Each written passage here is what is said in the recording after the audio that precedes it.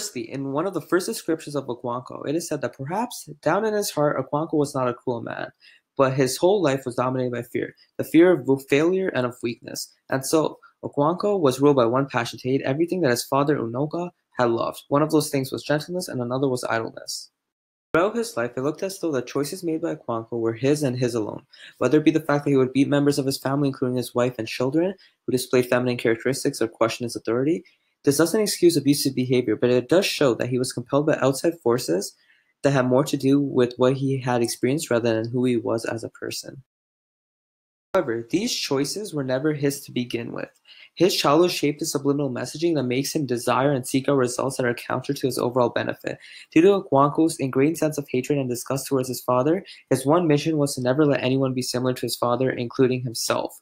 This only seeks to further incapacitate his decisions as once lacking any choice. To Hamlet's soliloquy, to be or not to be. Hamlet is seen having a discussion with himself about the choice he should make in regards to whether he should choose to live or die. To die, to sleep, no more, and by a sleep we say we end the heartache and the thousand natural desire to exact revenge for his father. That is this hunger that makes him lose any opportunity of having a choice within his own discussion. He was going to stay alive to exact revenge on his father's killer regardless. After Okonkwo is charged with killing a fellow clansman, his very own clan set fire to his houses, demolished his red walls, killed his animals, and destroyed his barn. It was justice of the earth goddess, and they were merely her messengers. In his life, Okonkwo thinks he is in charge of the choices he makes. When he kills a clansman, which is one of the several bad choices he made throughout his life, it is also the one that he least intended to. However, he faced the most serious repercussions for any of the actions when he killed the clansman. It shows how Okonkwo could not escape society's traditions as to take away his choice to defend himself.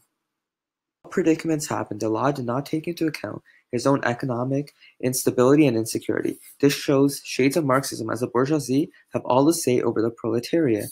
The social hierarchies are nurtured and maintained because it gives the proletariat something to aspire to. By paralyzing individual choice, society stays living in the past, not for the future. Okonkwo and his clan were done. The Red Earth Church, which Mr. Brown had built, was a pile of earth and ashes, and for the moment the spirit of the clan was passing. As a choice that Okonkwo and his peers made to make a point to the church about their disapproval of the present reality, Okonkwo had an innate and relentless desire to be truly back to his role as one of the leaders of Umofia. Therefore, when it came time to take action to truly win back what he had lost, burning down the church was no longer an option. It was his only action left. At the end of the play, when the clan is looking for Okonkwo, they came to the tree from which Okonkwo's body was dangling. It is an abomination for a man to take his own life. It is an offense against the earth, and a man who commits it will not